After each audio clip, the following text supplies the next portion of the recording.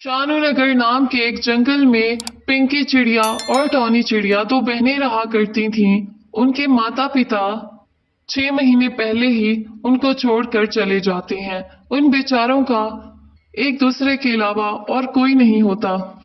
वो दोनों बहुत गरीब होती हैं और हमसायों से मांग कर गुजारा करती हैं।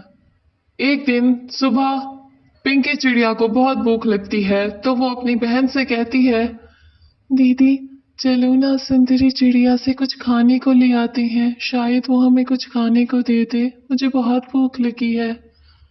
ठीक है चलो चलते हैं। वो दोनों अभी रास्ते में होती हैं कि उन्हें एक रेहड़ी नजर आती है।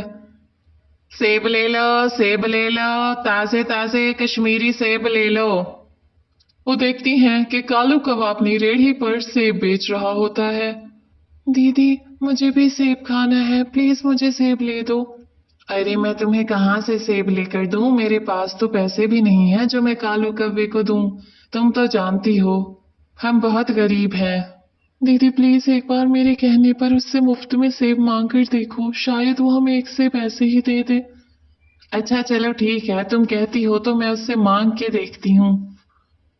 टॉनी चिड़िया कालू कौवे के पास जाती है और उससे कहती है, अरे कालू भैया एक सेब तो देना। कालू कौवा उसको सेब देते हुए कहता है, हाँ हाँ बहन ले लो, 10 रुपए का एक सेब है, बहुत ही मजेदार है, मैं कश्मीर के बाग से ताजा ताजा तोड़ कर लाया हूँ। लेकिन भाई हमारे पास तो पैसे नहीं हैं, हम बहुत गरीब हैं, क्या आप हमें एक सेब मुफ्त में दे सकते हो? ये कहकर टॉनी चिड़िया वापस जाने लगती है तो कालू कौवे को उन बेचारियों पर तरस आ जाता है और वो उनको एक सेब मुफ्त में दे देता है। टॉनी चिड़िया और पिंकी चिड़िया खुशी खुशी अपने घर वापस आ जाती हैं। पिंकी चिड़िया ने अभी तक सेब नहीं खाया होता। क्या बात है पिंकी, तुम ये सेब खाती क्यों नहीं? तुम्हें तो बहुत भूख लगी थी, फिर भी अभी इसे रख के बैठी हो। दीदी मैं एक बात सोच रही हूँ, हमारे घर के पिछले बाग में जो इतनी सारी जमीन खाली है, क्यों ना हम उसमें ये सेब बो दें।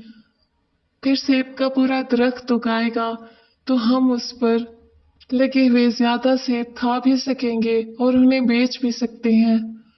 अरे क्या पागल हो गई हो? देखो पिंकी, ये सारी बातें फिल्मों और कहानियों में होती हैं, हकीकत से इनका कोई ताल्लुक नहीं होता। तुम बस आराम से ये सेब खाओ। लेकिन पिंकी चिड़िया पर अपनी बड़ी बहन टॉनी चिड़िया के समझाने का भी कोई असर नहीं होता। वो फौरन ये सेब लेकर पिछले बाग में जाती है और वहां जमीन से मिट्टी खोद कर वो सेब उसके अंदर दबा देती है।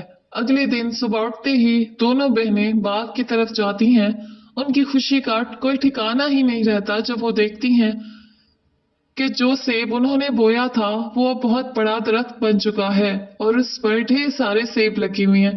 हाँ, मेरी दीदी देखें तो सही, कितने बड़े बड़े सेब हैं, अब हम इन्हें खाएंगे भी सही और बेच भी आएंगे, फिर हमें पैसे भी मिल जाएंगे। दोनों बहनें पेट भरकर सेब खाती हैं और बाकी बचे हुए सेब मार्केट में बेचने चली जाती हैं।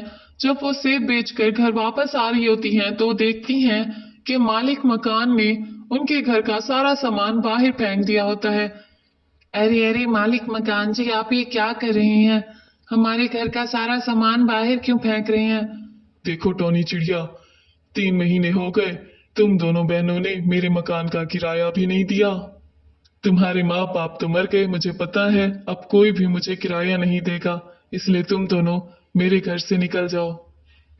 बेचारी टॉनी चिड़िया और पिंकी चिड़िया दरख्त पर बैठी रो रही होती हैं, उसी दरख्त पर जो उन्होंने खुद उगाया होता है।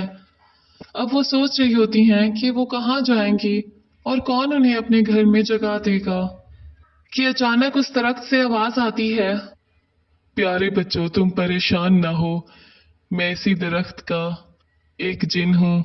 तुम दोनों ने ये दरख्त उगाकर मुझे आजाद कर दिया, एक जालिम कैद की से मैं आजाद हो चुका हूँ। मैं तुम दोनों को इनाम के तौर पर एक बड़ा सा घर बना देता हूँ। तुम उस घर में हंसी खुशी रहना और तुम्हें उस घर से कोई भी नहीं निकालेगा। दोनों बहनें ये सुनकर खुश हो जाती हैं और वो जिन उनको एक बड़ा सा घर बना देता है और वो दोनों बहनें उस घर में हंसी खुशी रहने लगती